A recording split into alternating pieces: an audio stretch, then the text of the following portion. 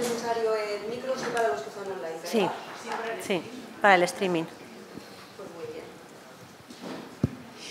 Buenos días a todos. Muchísimas gracias a la asociación por invitarnos a estar aquí hoy con vosotros, y a mí particularmente pues me encanta poder moderar esta sesión que nos llevamos unas reuniones, la hemos intentado preparar con mucho cariño y además siguiendo las indicaciones de Rosa, que nos ha ido recordando que teníamos que hablar desde el punto de vista de la comunicación, no tanto desde lo que hacemos en cada uno de nuestros trabajos. Entonces, me parece, os voy a contar un poco cómo hemos planteado la sesión. Si estamos de acuerdo, lo hacemos así, y si no, pues levantáis la mano y cambiamos, no pasa nada. Vamos a hacer una pequeña introducción de cada uno de los que están en la sesión, lo van a hacer ellos mismos para que os relaten en qué trabajan y en qué están actualmente. Luego vamos a ir con unos temas de introducción y vosotros, los que estáis ahí, podéis preguntarnos lo que queráis e interrumpirnos cuando queráis. Maribela va a hacer de secretaria y cuando nos queden como 10 minutos tú me avisas para que yo vaya cortando el rollo. De esa manera yo creo que si queréis interrumpir, comentar, etcétera, pues seréis más que bienvenidos. Así que, sin más, me gustaría pasar la palabra a Elba Bueno para que ella misma se presente. También ¿tú tienes micro? ¿Tenéis todos micro? ¿Cómo nos organizamos? Vale, pues... suficiente. Vale, pues Elba, si quieres, preséntate, por favor. Elba Bueno. Muchas gracias, muy buenos días a todos. Muchas gracias por invitarme, Piluca, para participar en esta jornada. Bueno, yo soy la gerente del Clúster Marítimo de Canarias y de la Federación Canaria de Empresas Portuarias. Y la combinación o el sentido de que se gestione de forma única dos entidades tan diferentes es porque queremos aunar y sumar la aportación que desde un clúster se hace en conocimiento y en innovación hacia un sector, y por otro lado la aportación que desde una federación de empresas hace a un clúster en cuanto al impulso político que necesita para tener la visibilidad. Gracias, Elba. Luis, yo creo que es conocido por todos vosotros, pero aún así utiliza tu minuto de presentación. Mira, así como diciendo... Bueno, pues Luis Merino, nos conocemos casi todos, encantado de estar aquí también compartiendo este rato con vosotros, excepto un año que trabajé allá en el 89 en Radio Nacional, que me tocó hacer un poco de todo. He vivido 35 años haciendo periodismo ambiental, o sea, estoy feliz, soy un privilegiado. Y, pues antes estaba con Josefina hablando precisamente de cosas que hacíamos allá en aquellos primeros años y bueno, en el 2000 monté con Pepa Mosquera Energías Renovables y ahí seguimos. Y bueno, encantados de la vida. Gracias, Luis. Tomás es compañero mío en la Asociación Empresarial Eólica, pero en este caso viene como uno de los fundadores de la plataforma del Foro Eólico Marino. Tomás, por favor.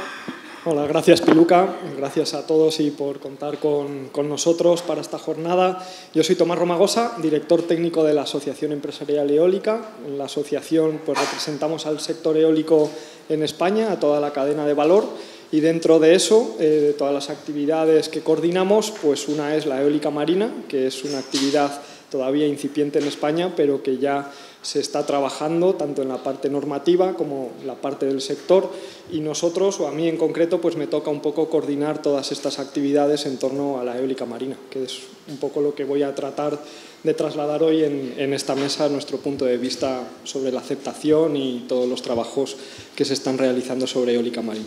Gracias, Tomás. Coral también es una conocida por todos vosotros, es la responsable de comunicación de la ONG WWF en España. Cuando quieras, Coral. Muchas gracias, Piluca, y muchas gracias a APIA por haber contado conmigo hoy en esta mesa. Soy otra privilegiada, como Luis Merino. Llevo también tratando temas ambientales desde el año más o menos 97. ¿Y a qué me dedico? Pues me dedico desde una ONG ambiental, WWF, a intentar facilitar la vida a los periodistas y profesionales de la información, dándoles información veraz, dándoles análisis, contexto, recursos, para que les sea relativamente sencillo cubrir y dar cobertura a todos los temas ambientales a los que nos enfrentamos en este momento. Gracias, Coral. Lourdes Timoteo me decía hace un ratito que Mitma ya no es Mitma, pero ella sigue siendo la responsable. Desde hoy no. Claro, pero sigue siendo la responsable de comunicación de la Dirección General de Marina Mercante. Adelante. Pues exactamente, yo soy una empleada pública de la Dirección General de la Marina Mercante, que pertenece al Ministerio a partir de hoy de Transportes y Movilidad Sostenible, y que llevo 3 años y medio trabajando en este asunto, que para mí era completamente desconocido y que me ha abierto un montón de posibilidades, porque desde que llegué estoy subida en una noria, porque son materias muy diversas que abarcan el transporte marítimo comercial, el transporte marítimo de pasajeros, la náutica de recreo, con una normativa ingente y con una implicación social y económica también muy importante. Y mi cometido en la Dirección General es principalmente dar a conocer primero la Dirección General, porque yo cuando llegué no sabía muy bien a qué se dedicaba y creo que la sociedad en general lo desconoce por completo, y también un poco pues para poner en valor ese trabajo que se desarrolla a través de 30 capitanías marítimas y 78 distritos marítimos que existen en el entorno de todo el litoral español. Muchas gracias, Lourdes. Al principio de ese congreso, María hablaba de la pandemia de la desinformación. En esa sesión, como veis, tenemos comunicadores que estamos en un lado y también periodistas que cubren esta información. Ayer yo hice mi trabajo y digo, pues vamos a ver qué se está publicando sobre el mar hoy en noticias, y Google, ¿qué me da? Sobre el mar, puse en Google y me dice Google: Mar Flores, 54 años, presume de brazos tonificados. Digo, pues eso no me vale para el Congreso, vamos a por otra. Propuestas para esta legislatura sobre el océano, sobre el mar. Y ahí ni siquiera me encontré los brazos tonificados, ahí no había nada. Entonces, estamos tratando un tema que es fundamental y, como veis, desde diferentes puntos de vista. A mí me gustaría, Lourdes, aunque hayas terminado tú con la presentación, pero sí que me gustaría que nos contaras si realmente el transporte, el 90% de todo el comercio que llega a España llega a través del mar. Luego, el transporte marítimo es fundamental. ¿Realmente, como comunicadora, consideras que la información sobre el transporte marítimo está en el nivel que debería estar? ¿Los periodistas se acercan a ti a solicitarte información? ¿Tienes que ser tú más proactiva? Cuéntanos. A ver, yo me ocupo del transporte marítimo de una forma, digamos, colateral. En la Dirección General de la Marina Mercante, para los que no lo sepan, que no pasa nada porque no lo sepáis, porque os he comentado que yo tampoco lo sabía hasta hace muy poco, se ocupa de la seguridad marítima en el mar, de la prevención de la contaminación en el mar, entre otras muchas competencias, y pone normas para prevenir todo este tipo de asuntos. ¿Qué pasa? Que es muy complejo el tratamiento informativo que se le da, porque vivimos subidos en la ola, he dicho en la noria, o subidos en una ola. Nosotros vivimos en una crisis de comunicación permanente. Hay un naufragio, hay que informar sobre el naufragio. Hay un vertido de contaminación justo en Las Palmas, hace nada de días. Un buque pesquero produjo un vertido en aguas portuarias. Otra ola. O sea, vivimos con esa urgencia y es muy difícil planificar. Cómo yo trato, desde mi punto de vista, desde Dirección General de la Marina Mercante, trato de hacer llegar a la sociedad el trabajo que realizamos, ¿no? Porque vivimos así. Seguro que todos sabéis el tema de la retención de los buques rusos, del ship to ship, ¿no? El intercambio de petróleo que se ha producido o que parecía que se estaba produciendo en el espacio marítimo español. Este tipo de noticias que surgen de un día para otro. El periodista las cuenta y mañana se olvida. No se profundiza, ¿no? Vivimos también, yo creo que es para que todos los analicemos, y creo que desde vuestra asociación lo podéis analizar perfectamente en vuestro ámbito, ¿no? Vivimos en la completa superficialidad, ¿no? Nos llega, lo comemos, lo soltamos y nadie digiere, nadie profundiza. Entonces es muy difícil. Yo desde mi trabajo, o sea, desde que llegué, mi cometido fundamental es dar a conocer la dirección general dentro del macroministerio que es el Ministerio de Transportes y dar a conocer ese trabajo de prevención de la contaminación que se hace porque las capitanías marítimas lo que hacen es inspeccionar buques y ver que el nivel de azufre del fuel que utiliza el buque cumple las medidas, la normativa europea y la normativa de la Organización Marítima Mundial. Y que gracias a eso pues, no se producen más accidentes ni se producen más naufragios y también que atendemos las emergencias, ¿no? Todo el mundo tiene en la cabeza que hace poco que se han cumplido 20 años del Prestige, ¿no? De lo que ocurrió con el Prestige. Pues esa es nuestra tarea diaria y afortunadamente nunca más se ha vuelto a producir, nunca mejor dicho, ese suceso de esa magnitud, pero sí que de vez en cuando se siguen produciendo vertidos. Ella seguro que viene de Las Palmas, ya te digo que la semana pasada un buque pesquero haciendo un transbordo de fuel de un tanque a otro, pues hizo un vertido en aguas portuarias que se quedó en aguas portuarias, pero podía haber llegado a la depuradora que estaba muy cerquita y entonces sí que se produce una emergencia, ¿no?, ambiental grave, ¿no? Entonces ese es mi trabajo. No es fácil, lo reconozco que no es fácil, porque también te enfrentas a la propia organización del ministerio, ¿eh? O sea, que yo soy una empleada pública que trabaja para un ministerio de transportes que tiene un gabinete de prensa de personal que lo que quiere defender son las políticas del político de turno. Gracias, Lourdes. Desde luego no debe de ser fácil y tienes muchos retos.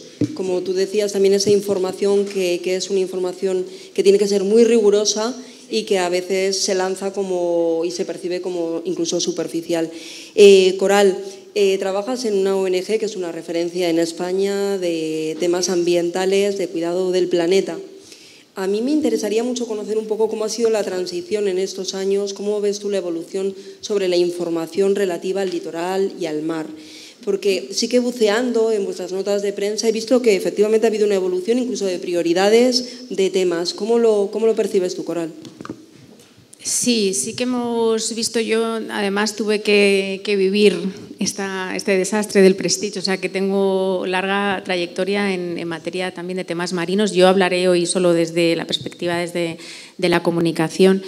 Sí, a nosotros nos preocupa que ha habido una evolución hacia lo que estaba además apuntando la compañera, ¿no?, hacia un contexto en el que es difícil comunicar desde el rigor, desde dar ese terreno abonado para que luego se pueda llegar realmente a buenos consensos en el uso del litoral, hablando un poco de lo que trata la mesa.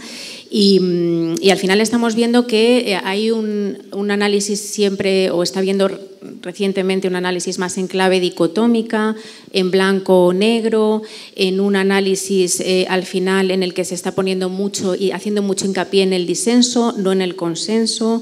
Se está contando la información sin dar un contexto suficiente y creemos que esto puede ir en detrimento del trabajo que se tiene que hacer para orquestar usos tan diferentes como la energía, el turismo, la pesca y lo que nos trae hoy aquí.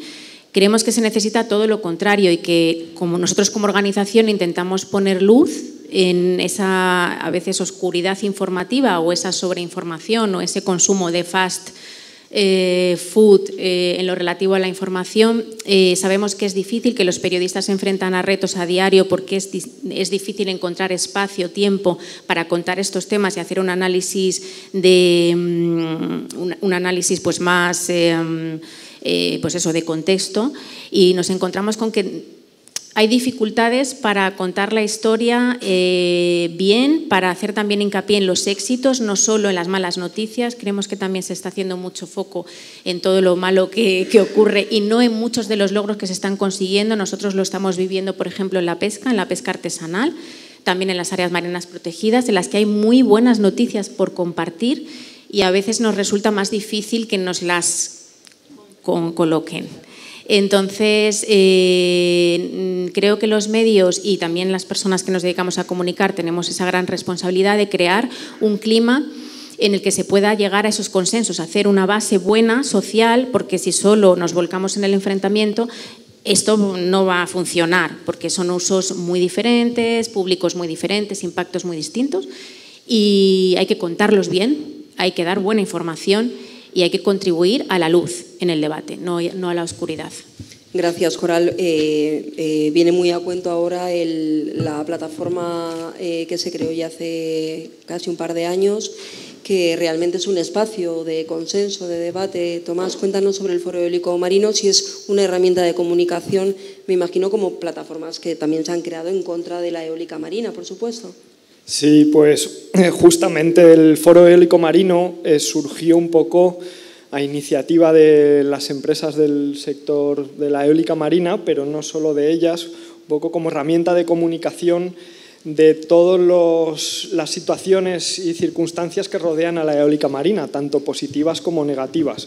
Porque de las negativas, pues muchas veces ya las conocemos, porque todos los detractores que tienen las energías marinas pues ya se encargan de comunicarlas y de difundirlas, y muchas veces de manera muy agresiva. Pero en el contexto en el que estábamos hace 2 años, en el que la Administración española estaba redactando los planes de ordenación del espacio marino, donde de alguna manera reparten en el litoral los distintos usos del mar, entre ellos la energía, pero también la pesca, la acuicultura, el transporte marítimo y otra serie de actividades que compartimos el medio marino, pues en ese contexto, en prensa, en los medios de comunicación, y en general un poco la opinión pública, lo que le llegaba eran pues todas las situaciones de rechazo social, impactos negativos, y muchas veces de una manera desproporcionada, a veces poco rigurosa, y que no ponían en valor todas las partes positivas.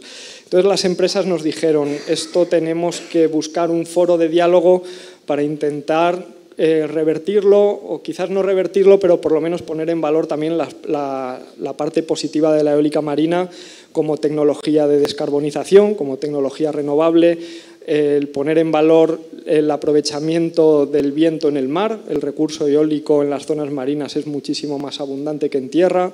Las características de la tecnología eólica flotante, que permite instalar aerogeneradores mucho más lejos de la costa, que minimizan el impacto ambiental, el impacto paisajístico, y también poner en común a otros sectores que también valoran el desarrollo de la eólica marina como una oportunidad de desarrollo, por ejemplo, el sector naval, todo el sector de los astilleros, la construcción naval, el sector marítimo portuario, la propia pesca, pues lo puede ver como una oportunidad de desarrollo socioeconómico en comunidades locales pues tradicionalmente desfavorecidas, y la eólica marina pues viene a sumar un gran número de empleos en esas zonas que muchas veces pues están sometidas a procesos de despoblación rural, y todo eso no estaba en la palestra. Todo eso además no afecta solo al sector eólico, sino que afecta al sector naval, a los astilleros, a los sindicatos, a autoridades portuarias, a organismos regionales, a autoridades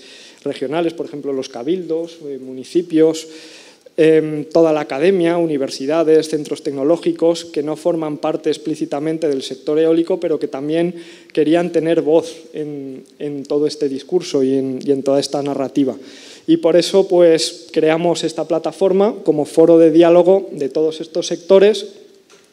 ¿Y cómo lo hicimos? Pues lo primero de todo fue redactar un manifiesto para que en ese manifiesto primero pues se identifican un poco los valores positivos de la eólica marina, pero también se establecen unos compromisos que tenían que adoptar los firmantes de ese manifiesto, aquellas entidades que querían asociarse, bueno, no asociarse porque no es una asociación, pero adscribirse un poco a los posicionamientos del foro, pues tenían también que comprometerse con que el desarrollo de la eólica marina pues no se va a desarrollar de cualquier manera, se tiene que realizar de una manera sostenible, teniendo en cuenta el resto de sectores, en unos foros de diálogo determinados, cumpliendo con toda una normativa, y no solo la normativa, que eso es vinculante, pero también una serie de buenas prácticas ambientales y sociales para que los beneficios pues reviertan en las comunidades autónomas y minimizar los impactos.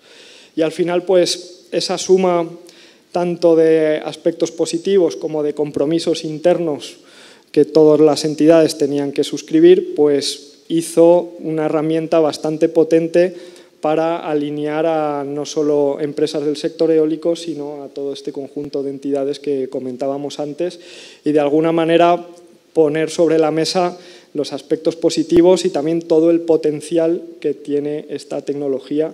Y como herramienta de comunicación creemos que funcionó muy bien. En ese momento al manifiesto se adscribieron más de 300 entidades y luego pues hemos ido organizando diferentes jornadas como foros de diálogo abiertos a todas las entidades, tanto las que se suscribieron al manifiesto como las que no, para hablar de todos estos temas de aceptación social que son muy importantes y hay que analizar desde todos los puntos de vista. Gracias, Tomás. Se me ha apagado, está en naranja, pero bueno, en las plataformas a veces las asociamos a las plataformas anti, pero también están, sí, le doy, pero están naranjillas, creo que la batería. También hay plataformas, gracias, también hay plataformas a favor. Vamos a pasar a la parte de Luis, el periodista que llevas años y años escribiendo en una publicación que es una referencia absoluta en el campo de las energías renovables y que el mar también ha ocupado muchas líneas de vuestra publicación. Sin duda.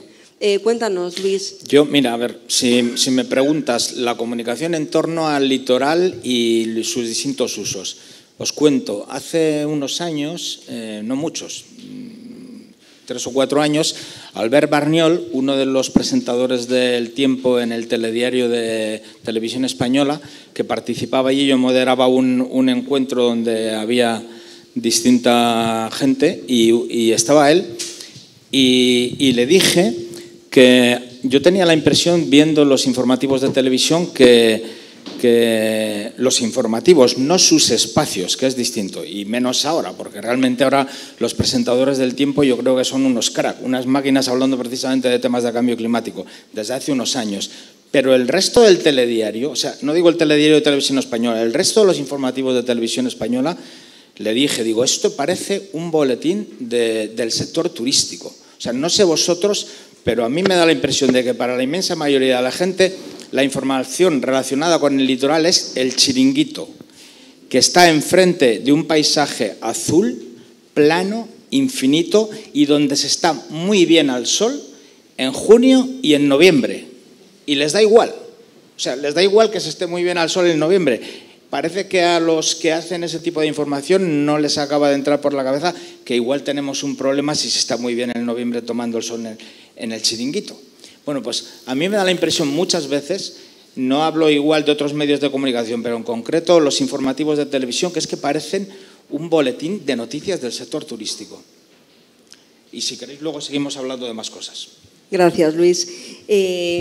Elba, en Canarias la desalación ha sido un proyecto inmenso para las islas, con una historia, no es algo nuevo y al final es un proyecto que en su momento tuvo cierta controversia, por supuesto, se veía la utilidad, pero tuvo su conflicto social.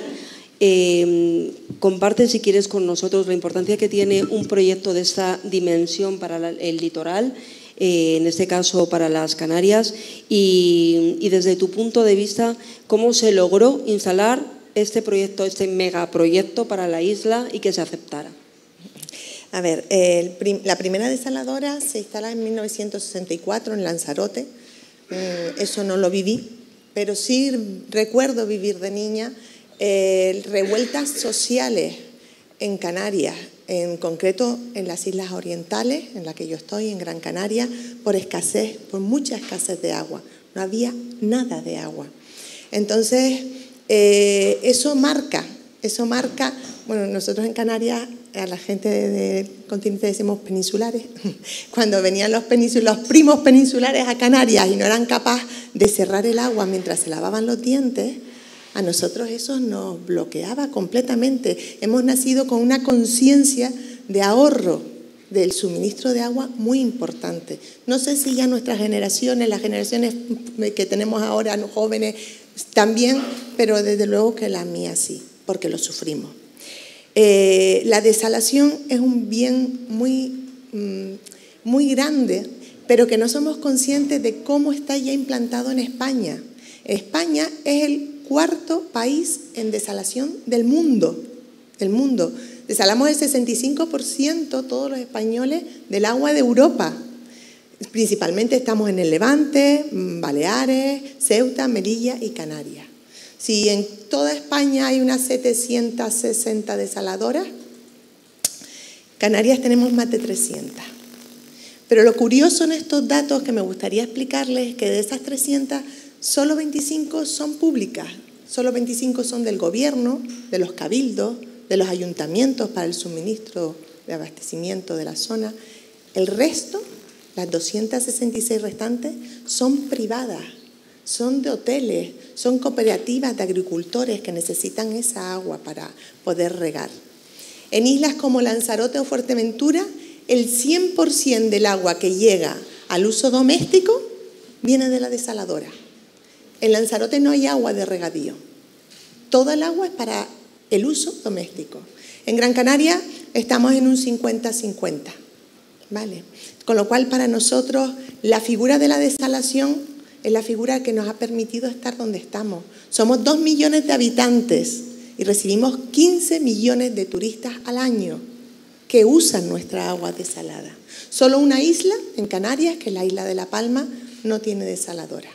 El resto, todos tenemos agua desalada. Entonces, como conclusión y reflexión hacia este caso, que debemos hacerlo pues más social y debemos llegar más a mejorarlo, yo haría 3 reflexiones sobre la desalación que nos quedan pendientes. Una es el consumo energético tan grande que llevan. La necesitamos, pero generan un consumo energético muy grande. En Canarias solo el 20% de la energía nuestra es renovable. El resto importamos fuel continuamente para poder, a través de centrales térmicas, desalar esa agua. Ahí tenemos un problema muy grande en ese aspecto. El segundo problema es la salmuera. Ese resto que sale de las desaladoras y que volvemos a inyectar al agua, al mar, y que estropea y que daña el ecosistema marino. Y el último con el que me quedo y que me da mucha pena y que hemos perdido es el de la innovación. En que en España, en el posicionamiento en el que estamos, Canarias, el liderazgo que tiene, hemos perdido esa capacidad de innovar en estos sistemas de desalación que en estos momentos para nuestro país es fundamental, y estamos comprando sistemas innovadores en países terceros. Entonces, pues me quedo con la reflexión. Bueno, interesante reflexión. Ya habéis visto, los temas están encima de esta mesa de debate. Vosotros también podéis participar. Si tenéis alguna consulta, si queréis hacer alguna pregunta, solo tenéis que hacer una seña y adelante. Hablábamos también al inicio del Congreso de que nos ha tocado un tiempo ya no solo de recopilar información, sino también de conocer lo que es verdadero y lo que es falso, y eso requiere de un análisis importante, pero también nos ha tocado un tiempo de mucho ruido, de grandes afirmaciones que a veces no es tanto información como malestar o el ruido que se hace. Y yo creo que en un tema que nos toca a todos, porque el mar parece que es de todos nosotros, y es que lo es de todos nosotros. No queremos que haya ninguna transformación, que haya ningún cambio. Hay una cita que quería compartir con vosotros que a mí me encanta, es de Kennedy, y dice así: todos compartimos este pequeño planeta azul y todos respiramos el mismo aire. Cuidemos del océano que nos conecta, aprovechando sus dones con sabiduría y responsabilidad, para que las generaciones venideras también puedan descubrir la grandeza de sus usos y la maravilla de sus misterios. Y en eso estamos, es un tema de responsabilidad. Hemos visto un siglo XVIII, un siglo XIX de descubrimientos gracias al mar, un siglo XX de aprovechamiento del océano, del mar en sus diferentes usos. Y estamos en un siglo XXI donde realmente nos tenemos que poner de acuerdo en qué uso vamos a hacer de ese mar. Hemos visto, y en esta sesión lo tenéis, transporte, buena pesca, pesca responsable, energía, aprovechamiento de la energía, aunque hay otras energías como la energía de las olas, por supuesto, o paneles fotovoltaicos flotantes, y también, por supuesto, dar de beber a las poblaciones. ¿Consideráis que es posible esa convivencia en este siglo XXI y que vamos a hacer una convivencia sostenible y responsable para las siguientes generaciones? ¿Quién quiere intervenir? Pues yo creo que sí, yo confío en que sí. Ahora mismo está sobre la mesa, tanto a nivel europeo como a nivel internacional, por parte de la Organización Marítima Internacional y por parte de nuestra Unión Europea, el tema de la descarbonización, que afecta, por ejemplo, en el ámbito que a mí me toca, al transporte marítimo, ¿no? La descarbonización supone que en pocos años tenemos que ser capaces de encontrar que en el transporte marítimo hay un problema porque todavía se desconoce cuál va a ser el sustituto, porque se está hablando del hidrógeno verde, se está hablando del metanol y de otro tipo de sustancias, pero hay que buscar un sustituto para reducir los gases de efecto invernadero. Pero se está trabajando y la Administración Marítima Española, la Dirección General de la Marina Mercante, está involucradísima en este ámbito para trabajar con navieras, para trabajar a nivel político. Es importantísimo este momento, además, porque nosotros ahora presidimos el Consejo de la Organización Marítima Internacional, que es el órgano ejecutivo de esa organización, y el director general de la Marina Mercante acaba de ser nombrado vicepresidente de la Agencia Europea de Seguridad Marítima. O sea, estamos en el lugar y desde luego creo que a nivel nacional estamos en un lugar privilegiado para conseguir que en el espacio de tomas de decisiones se aborde. Y hay una defensa, hay grupos de trabajo trabajando intensamente en cómo se va a descarbonizar el transporte marítimo. Hay grupos de trabajo a nivel nacional que implican a muchísimas entidades, pero que está liderado también por la Dirección General de la Marina Mercante para abordar el tema de los vehículos autónomos en el mar, ¿no? Todo el mundo habla del coche como vehículo autónomo en la carretera, pero es que se está trabajando en los buques autónomos en el mar. Creo que todo ese tipo de medidas y que la tecnología nos va a ayudar a mejorar los usos que se le da al mar y, desde luego, a concienciar a la sociedad, que es muy importante, y uno a uno, porque yo no me he referido mucho antes a la náutica de recreo, pero ¿no os imagináis, sobre todo a partir de la pandemia, cómo ha crecido el turismo de náutica de recreo? ¿Qué implica eso? Que gente que no tiene ni idea se suba a un barco, se pasa el día en el barquito de fiesta, bebiendo no sé qué, tirando por la borda lo que le parece, ¿no? Claro, o sea, hay que hacer un trabajo enorme en comunicación y también de educación, porque nos jugamos mucho. Y es que, tú lo comentabas antes, España está entre los 10 países, según la UNTAD, está entre los 10 países con mayor actividad comercial marítima. Eso es muy importante, es un porcentaje muy importante en el Producto Interior Bruto de nuestro país, de mucha gente que está trabajando ahí y que necesitamos que siga trabajando también, empeñada en esas tareas, ¿no? Entonces yo creo que sí, yo soy optimista, sinceramente lo soy. Sigo yo por aquí. A ver, desde WWF consideramos que existen las herramientas técnicas, están los planes de ordenación espacial marina, que teóricamente deben contribuir a que todos estos sectores puedan conjugar sus intereses. Pero como decía antes, y recogiendo las palabras de la compañera, Al final, la comunicación en esto es esencial. Los sectores se tienen que entender. Por mucho que haya una planificación espacial marina, los sectores se tienen que poner de acuerdo, el espacio es limitado y los usos son muchos, los impactos que tiene cada sector son también muchos, las oportunidades también lo son, pero al final esto tiene que centrarse en encontrar el consenso y encontrar ese terreno de juego en el que se pueda vertebrar y se puedan entender todos estos sectores, ¿no? Entonces creo que la comunicación tiene aquí un papel muy, muy importante para que la sociedad tenga la madurez suficiente para poder orquestar estos usos. Sí que existen, como digo, las herramientas, pero todavía el caldo social que vemos o que nosotros estamos observando, todavía creo que aún falta cierta madurez para que todo esto se pueda orquestar bien.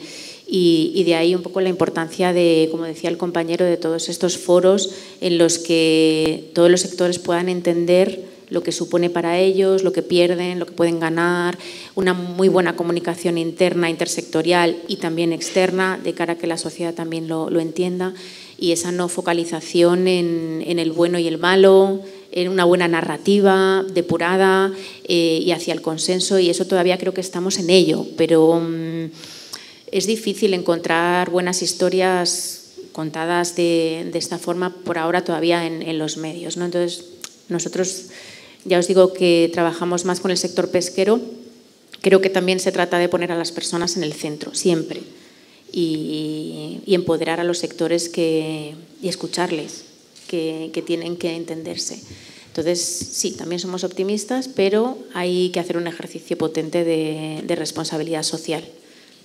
Gracias, Coral. No podemos estar más de acuerdo. A veces vamos un poco a rebufo de noticias que ya hay que como que aclarar y buscar esa información objetiva para contrastar una información publicada, y ahí siempre, al menos es mi impresión, desde el punto de vista de gabinete de comunicación, que siempre perdemos, ya cuando no has tomado tú la iniciativa, sino que vas al rebufo de un titular negativo, pues siempre pierdes un poco en el camino.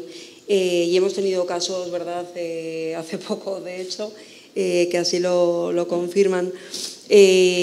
Tomás, tú hablabas de consenso, de debate entre partes a favor, me imagino que también en contra. Quiero decir que la plataforma no creo que se hayan adherido ninguno que esté en contra del desarrollo de eólica marina en España, pero que uno de los objetivos será hablar con esos colectivos, sean pescadores, sean vecinos de pueblos costeros que se dedican al turismo. A lo mejor se está desarrollando alguna iniciativa por parte de la plataforma para establecer esos diálogos.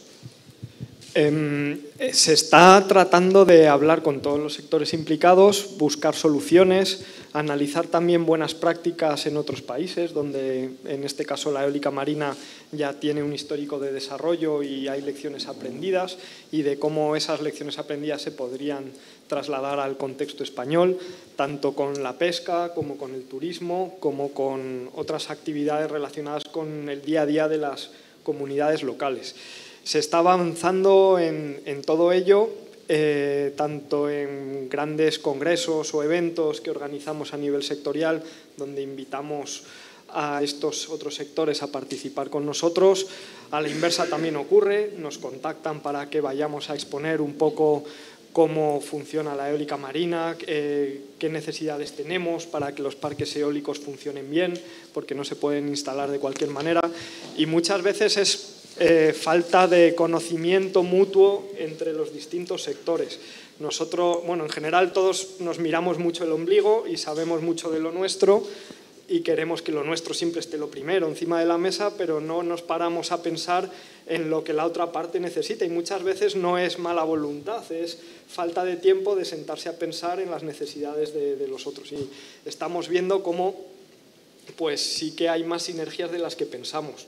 Con los pescadores, pues en prensa, en medios, sale una agresividad total en contra de la eólica marina, pero luego te sientas a hablar con ellos y no es tan así, y empiezas a descender un poco a temas más de detalle, y hay muchos aspectos en común que se pueden poner sobre la mesa de manera conjunta y buscar soluciones. Con el turismo igual, pues en los sectores, en las zonas muy turísticas, en España pues casi todas, pero pues por ejemplo Canarias, que está aquí Elba también con nosotros, pues una zona muy turística, con zonas previstas para el desarrollo de eólica marina y que generan cierto impacto en el horizonte, y eso pues no todo el mundo lo entiende, pero también depende de la óptica desde la que se vea, y hay zonas muy turísticas en Europa donde se genera un sentimiento de orgullo alrededor de los parques eólicos marinos porque dan una imagen de turismo verde, turismo sostenible,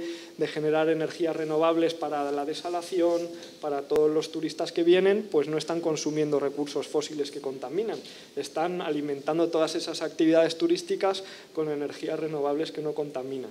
Entonces también hay forma de darle la vuelta a ese sentimiento negativo y convertirlo en sentimiento positivo. Y es un poco lo que desde el Foro Eólico Marino estamos tratando de hacer, de buscar esos puntos de encuentro entre los distintos sectores para luego poderlos divulgar y convertirlos en casos de éxito o casos prácticos que se puedan replicar en diferentes zonas del territorio.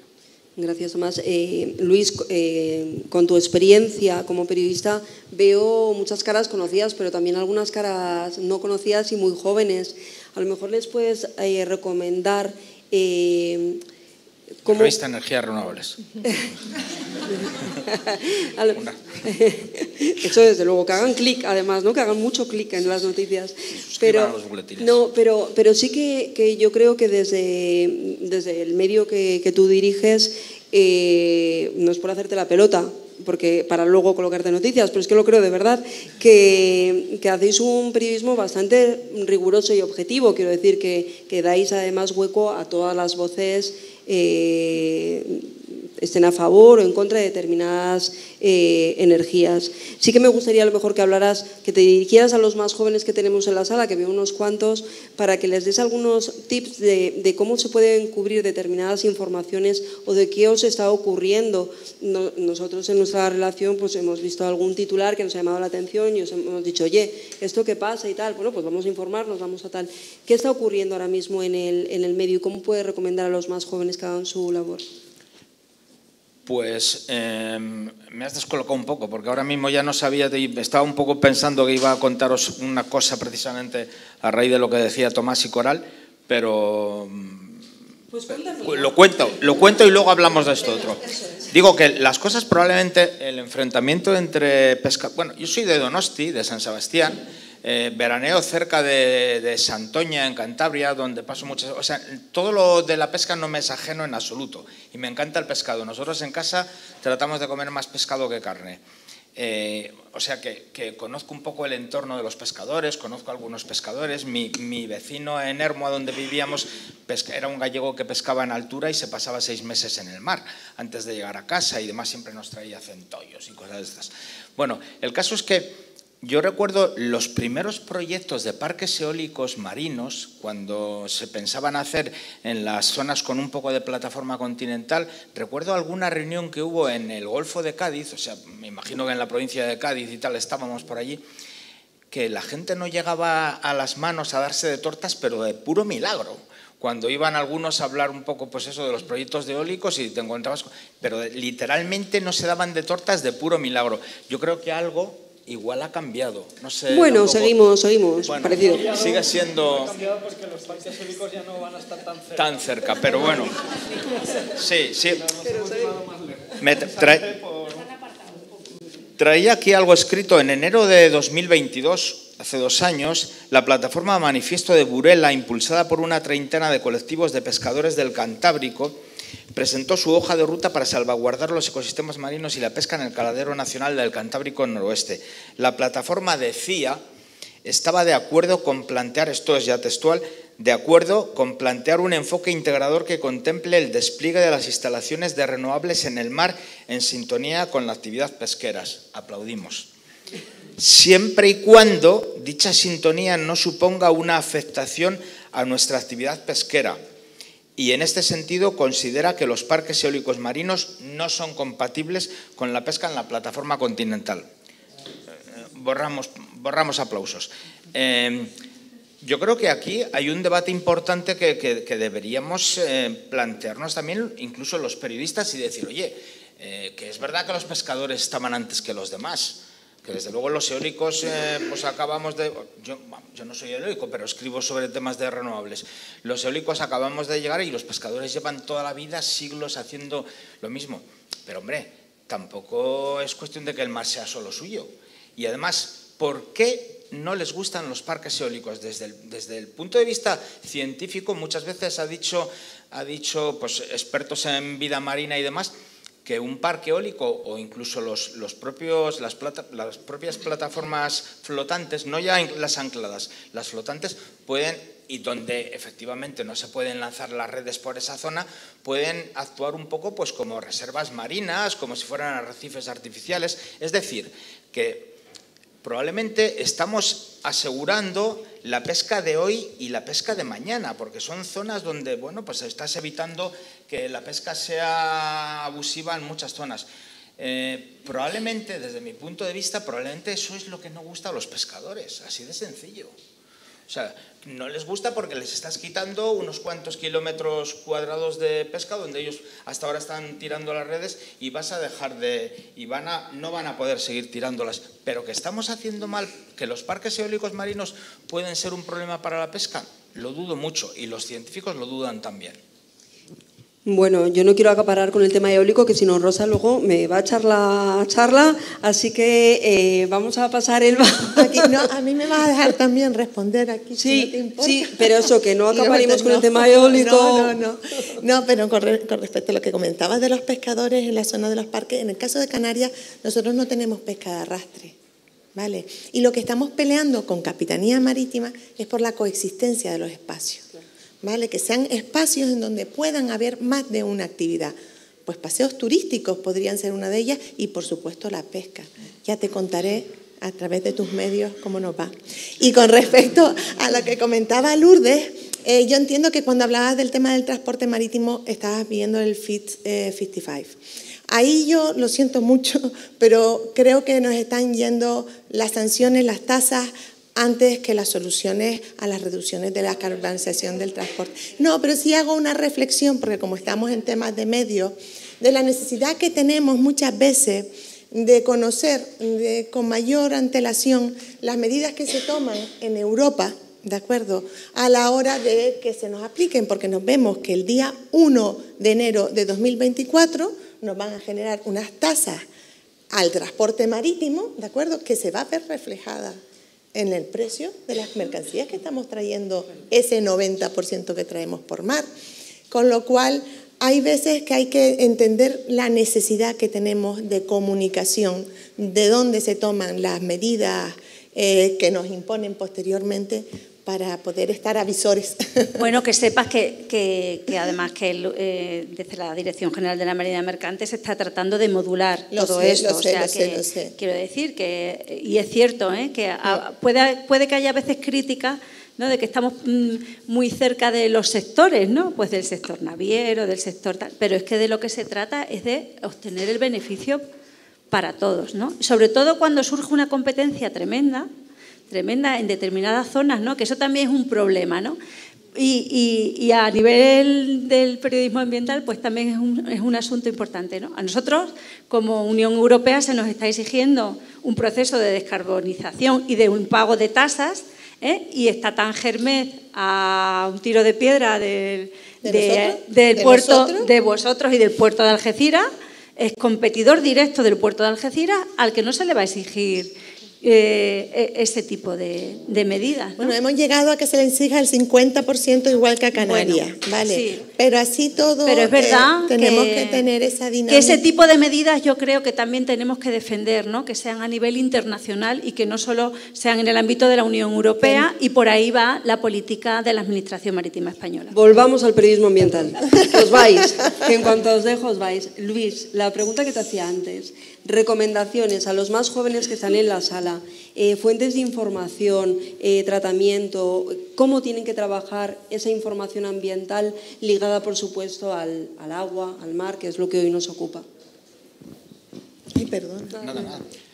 Bueno, pues al final yo creo que están saliendo un poco los protagonistas, por ejemplo, a los que conviene dar cancha informativa, ¿no? O sea, los sectores, por ejemplo, de la pesca, el turismo. Recuerdo que Albert Barnion, en esto que os contaba antes, decía: hombre, es que el sector turístico es muy importante en España. Digo, ya, no lo dudo, pero bueno, que muchas veces la impresión es esa, que a los ciudadanos les estás diciendo solo que qué bien se está en el chiringuito al sol, y esa no es la cuestión.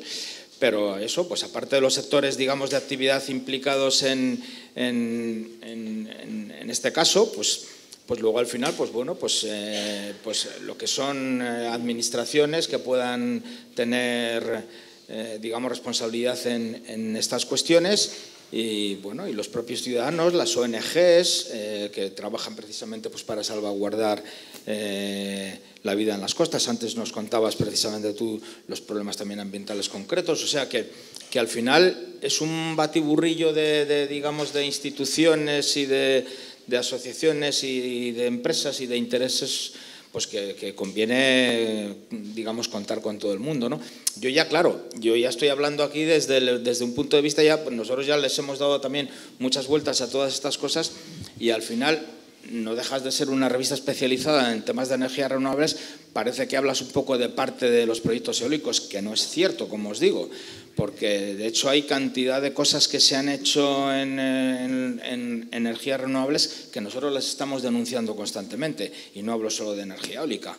Por ejemplo, en tierra, hay parques que se han tenido que parar y que se han tenido que desmantelar. Hablo también de fotovoltaica, y hablo de, bueno, pues de todos los proyectos que no se hacen bien, o que se piensa a la gente o a las empresas que los quieren poner en marcha, bueno, pues que todo el monte es orégano y que pueden hacer lo que les dé la gana, y esto no es así. Y además es que es la garantía de que las renovables precisamente se ganen, digamos, se ganen la confianza de los ciudadanos, y que no vean, pues bueno, que no pase lo que sigue pasando todavía. Teruel Existe ha planteado una recolecta. Esto es noticia de ayer. Teruel Existe, el grupo político, ha planteado una recolecta para poder luchar contra, dicen ellos, contra los proyectos que quieren llenar de renovables, fotovoltaica y eólica, a toda la provincia. Bueno, pues lo estamos haciendo fatal. O sea, tú, o sea, los que nos dedicamos a esto, lo debemos hacer mal para que todavía siga habiendo gente que diga, oye, aquí ni un molino, ¿no? Yo siempre, luego al final estamos comentando la asociación esta de Aliente, que trabaja también en el tema de defensa del territorio frente a las renovables y eso, insiste que mucho con el lema este de eólica sí, pero no así. Y yo al final, mi impresión también, aquí hablo mucho de impresiones y me vais a perdonar, pero es un poco lo que me toca, ¿no? Mi impresión es que al final es un poco lo de siempre, ¿no? Eólica sí, pero no aquí. No así, porque bueno, de alguna manera hay que hacerla. Lo que no quiere nadie es tener la eólica cerca de su casa o la planta fotovoltaica cerca de su casa y demás. Pero algo falla en la forma de hacer comunicación y de hacer periodismo cuando es tan fácil, en teoría, que no sé si será fácil y no sé si conseguirán un duro, pero si hoy, o sea, ayer, Teruel Existe dice, queremos recolectar fondos y ayudas para poder luchar contra un montón de proyectos que nos quieren llenar de plantas renovables Teruel, no lo estamos haciendo bien. Pues no lo estaremos haciendo bien. Veo que ha entrado en la sala Sergio, que de esto sabe mucho. Pues Sergio tampoco lo debió hacer bien. Vamos a en su momento, que acaba de entrar. Nos quedan muy pocos minutos para terminar la sesión. Vamos a terminar muy puntuales. Es vuestra oportunidad si queréis hacer algún comentario. Por aquí tenemos una pregunta. Hola, yo me llamo Rosa, soy de Ávila, confieso. Bueno, nada, yo solamente quería hacer una reflexión y seguro que alguien me puede decir algo. Mira, yo lo que estoy viendo, vamos, lo sabemos, pero los periodistas ambientales sabemos que todo el mundo se aprovecha del agua del mar, todo el mundo se aprovecha del litoral, todo el mundo quiere sacar su tajadita, todo el mundo tiene que vivir de su tajada. Bueno, ¿y qué hacemos los españoles o los ciudadanos del mundo mundial? ¿Qué podemos hacer para que no acabemos con el recurso marino? No solo por la basura que nos ha contado antes este hombre que nos lo ha contado también, sino también porque el aprovechamiento va a acabar con todo. Y si acaba con todo, acaba con nosotros. Entonces, bueno, estoy en plan catástrofe total, vale, que no es así tal cual, pero podemos hacer algo, Dirección General de Marina Mercante, podemos hacer algo, WWF, podemos hacer algo, la gente de los eólicos. Luis, tú que te lo sabes todo, por Dios. No, bueno, que si podéis dar un poco de esperanza para que todo lo que sea aprovechamiento esté bien, pero que al mismo tiempo la humanidad siga pudiendo vivir con el mar y no aprovechándose solo del mar. Bueno, pues ¿quién quiere contestar a Rosa de vosotros? Venga, Coral. Lo mío es sencillo, estamos condenados a entendernos. O sea, no queda otra opción que ordenar, hacer una buena planificación, entendernos y en esa competencia por el espacio llegar a un consenso. Es que por eso decía que nos jugamos mucho, como bien dices, nos estamos jugando muchísimo con el uso del litoral. Entonces, ¿qué podemos hacer? Entendernos. ¿Cuál es nuestro papel? Los comunicadores tenemos una responsabilidad muy importante en eso, para evitar la polarización, para evitar la desinformación, para evitar un diálogo sesgado, para promover el diálogo sereno. O sea que hay mucho por hacer, y nosotros tenemos una parte muy importante en este diálogo social. Mucho trabajo pendiente por hacer, Lourdes. Mira, yo desde que llegué a este sector, yo llevo toda mi vida trabajando en comunicación, pero desde que llegué a este sector de lo marítimo, si de una cosa me he dado cuenta, es que España, que es un país que está rodeado de mar, vive completamente de espaldas al mar. Y yo creo que eso es una cuestión de educación, lo repetí antes y lo vuelvo a repetir. El papel que juega la educación para que haya ciudadanos bien informados y con capacidad para decidir qué quiere que pase, que esté pasando en sus costas, ¿no? ¿Qué quiere que esté pasando, por ejemplo, en Baleares, que se ha decidido que ya no haya tantos cruceros que lleguen a las islas, porque generan mucha riqueza, pero también generan mucho impacto, ¿no? ¿O qué está pasando, por ejemplo? Pues para efectivamente lo que ha dicho Luis, los pescadores llevan toda la vida en el mar, pero ¿por qué no se pueden utilizar otros recursos? Yo creo que la educación y la buena información, y en eso nosotros también tenemos que trabajar. O sea, yo me considero que soy un servicio público. Yo no trabajo para nadie, trabajo para que la Dirección General sea un servicio público. Y entonces mi labor es informar y dar a conocer. Y yo creo que tanto la educación como la concienciación es fundamental. Gracias, Lourdes. Os pido ahora brevedad para que nos dé tiempo a alguna pregunta más. Elba y Tomás. Yo nada, por apoyar y lo que comentaba antes, Coral, una de las soluciones son las áreas marinas protegidas, ¿vale? Creo que ahí lo que hay que hacer es ir peleando por ampliarlas, ¿vale? De hecho, nosotros en el clúster ahora mismo estamos en un proyecto de filantropía estadounidense durante 3 años para intentar aumentar del 25 al 30% las áreas marinas protegidas de Canarias. Creo que soluciones hay. Tomás. Yo simplemente por añadir a todo lo que comentabais, creo que también hay un punto de cada sector tiene que saber renunciar al todo para poder seguir siendo sostenible a largo plazo. Y hablando de todo, de la eólica, por supuesto, también de la pesca, pues por ejemplo están muy preocupados con la pesca de arrastre, pero es que a lo mejor pues no se puede hacer pesca de arrastre en todos los lugares porque esquilmas el mar y los fondos marinos. Con la desalinización, con la salmuera, pues también tendrá, entiendo que todavía es muy preliminar, pero también se están salinizando los mares y habrá que hacer algo con esa salmuera. Todo eso implica unas renuncias de no querer hacerlo todo a la vez en todos los sitios, habrá que encontrar los sitios adecuados para que sea sostenible y además eso también genera costes, porque se pueden hacer muchas cosas, pero hay que hacerlas bien y hacerlo bien normalmente suele ser más caro que hacerlo mal. Y entonces también ahí hay una labor muy de divulgación, muy de los medios de comunicación, de poner en valor aquellas cosas que se hacen bien para que la opinión pública valore que eso tiene unos costes, pero que es mejor ir a esas cosas quizás un poquito más caras que ir a las cosas más baratas solo por puro precio, ¿no? Hacer las cosas bien tiene un coste, pero también genera un valor ambiental y de sostenibilidad que los medios de comunicación pueden ayudar a ponerlo en valor. Una frase solo, Piluca. Nosotros también desde WWF detectamos que hay que establecer buenos mecanismos para la participación de los sectores afectados. Hemos visto que los planes de ordenación, eso es una de las lagunas y habría que reforzar todo eso porque si no es con la gente no se va a poder aplicar. Entonces eso sí vimos que era uno de los puntos más débiles de los planes de ordenación. Gracias. Maribela, ¿querías hacer alguna pregunta o comentario? A lo mejor me echáis de la sala, pero yo entre todas las propuestas que veo y todas las maneras de coordinación y todo eso, echo en falta algo como personas consumidoras y es que quizá deberíamos empezar a hablar un poco de crecimiento. Ahí lo dejo. Bueno, pues muchos factores, mucha información en esta mesa. Pues tenemos una pregunta más, si me dais permiso para ocupar unos minutos más. Vamos a por esa pregunta y ya terminamos.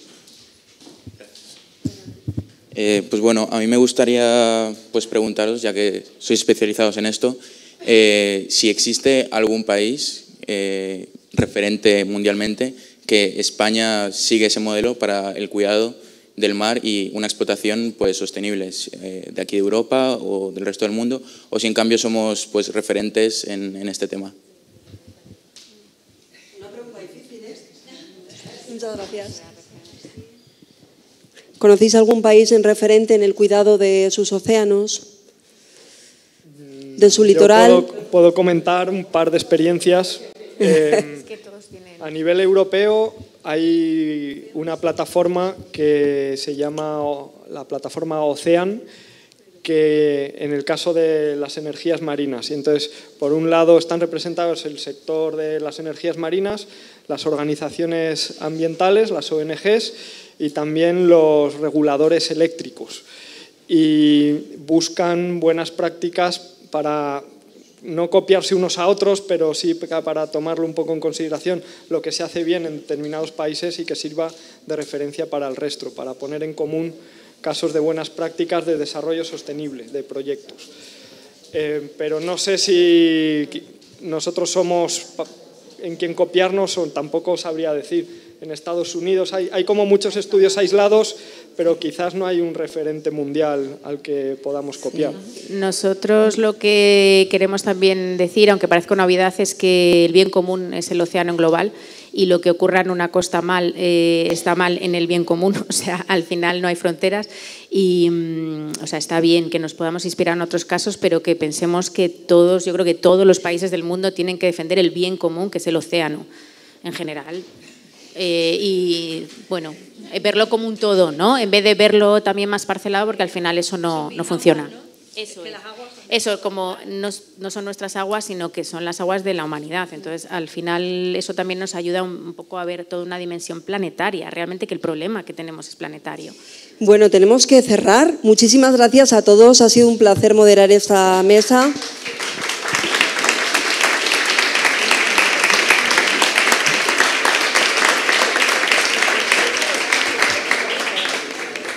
Lourdes, Coral, Tomás, Luis, Elba, muchísimas gracias a todos por vuestra aportación. Gracias.